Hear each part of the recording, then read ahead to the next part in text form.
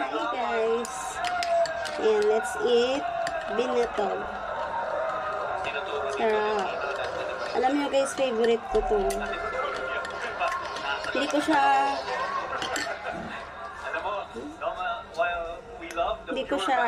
lagi ko siyang binabantayan sa palengke. Kaso, hindi ko siya nakakabutan or hindi ko natisimpuhan.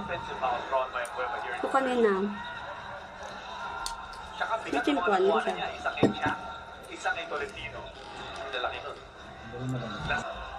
Tatakbo na naman ang Batang Pier. Gets the ball, not finish. Pero now quick the transition. Lalo na pag After that miss. Creamy siya. Pushing that basketball. Joshua Monzon leading that fast break. You mentioned this though. 0 fast break points at the half.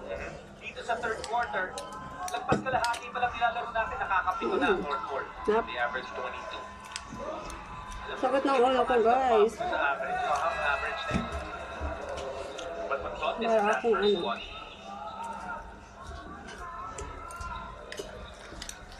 Kung nagbukas po kayo ng TV nyo kanina at nakitang lamang yung Magnolia by 14, at naglipat ng channel, bumalik din yun.